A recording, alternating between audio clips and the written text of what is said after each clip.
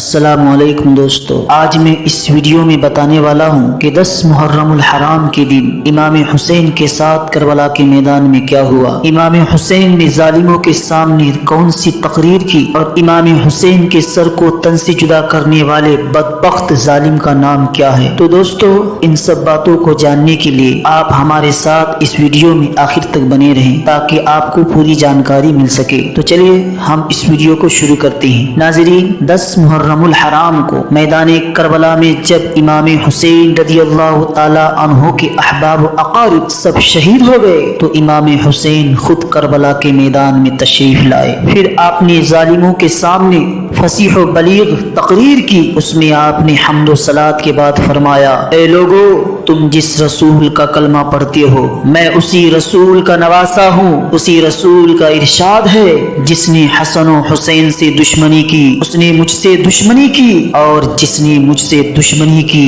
اس نے اللہ تعالیٰ سے دشمنی کی۔ تو اے یزیدیو، اللہ تعالیٰ سے ڈرو اور میری دشمنی سے باز آؤ۔ اگر واقعی خدا اور رسول پر ایمان رکھتے ہو تو سوچو اس خدائے شہید و بصیر کو کیا جواب دو گے، اور اس رسول اکرم صلی اللہ تعالی علیہ وسلم کو کیا منہ دکھاؤ گے۔ بے وفاؤ، تم نے مجھے خطوط بھیج کر بلایا اور جب میں یہاں آیا تو تم لوگوں نے میرے ساتھ ایسا برا سلوک کیا کہ ظلم کی انتہا کر دی۔ ظالموں، تم نے میرے بیٹوں، بھائیوں اور بھتیجوں اور بھانجوں کو خاک و خون میں تڑپایا، یہاں تک کہ ننھے معصوم علی اصغر پر بھی تم لوگوں کو رحم نہ آیا۔ چمن زہرا کے ایک ایک پھولوں کو تم لوگوں نے کاٹ ڈالا، میرے تمام ساتھیوں کو شہید کر دیا اور اب میرے خون کے پیاسے ہو۔ اپنے رسول کا گھر ویران کرنے والوں، اگر قیامت پر ایمان رکھتے ہو تو اپنے انجام پر غور کرو اور عاقبت پر نظر ڈالو۔ پھر یہ بھی سوچو کہ میں کون ہوں، میں کس کا نواسا ہوں، میرے والد کون ہیں، میری والدہ کس کی لخت جگر ہے۔ اب بھی وقت ہے،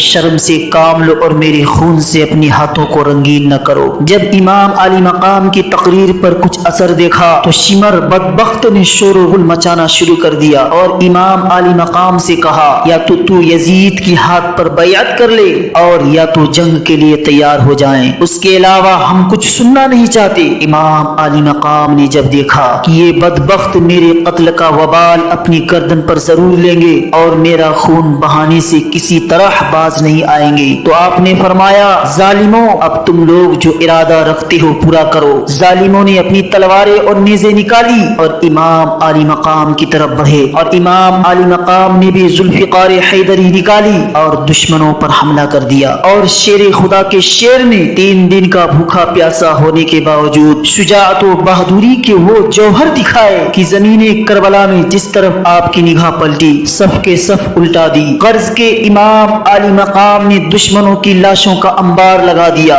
آپ کی ہیبت و شجاعت سے دشمنوں کے دل تھرا گئے اور بڑے بڑے گھمنڈیوں کے چھکے چھوٹ گئے۔ دشمنوں کے لشکر میں شور برپا ہو گیا کہ جنگ کا یہ انداز رہا تو ہماری جماعت کا ایک سپاہی بچ کر نہیں جا سکے گا، ہماری عورتیں بیوہ ہو جائیں گی اور ہمارے بچے یتیم ہو جائیں گے۔ ابن سعد نے اعلان فرمایا، اب امام علی مقام کو موقع مت دو، ان سے اس طرح مقابلہ کرنا مشکل ہے، اس لیے چاروں طرف سے گھیر کر ایک بارگی ان پر تیر کی بارشیں کرو۔ تیر اندازوں نے آپ کو چاروں طرف سے گھیر لیا، بیک وقت ہزاروں تیر کمانوں سے چھوٹنے لگے اور تیروں کی بارش ہونی شروع ہو گئی، یہاں تک کہ زہر میں بجھا ہوا ایک تیر آپ کی مقدس پیشانی پر لگا، اس مقدس پیشانی پر جسے رسول اکرم صلی اللہ تعالی علیہ وسلم نے 1000 بار چوما تھا۔ تیر لگتی ہی چہرے انور پر خون کا دھارا بہہ نکلا۔ تیر اور نیزے کے 72 زخم کھانے کے بعد آپ سجدے میں گرے اور شمر نام کے ایک بدبخت ظالم نے سجدے ہی میں آپ کا سر تن سے جدا کر دیا اور آپ اللہ کا شکریہ ادا کرتے ہوئے واصل بحق ہو گئے۔ انا للہ و انا الیہ راجعون۔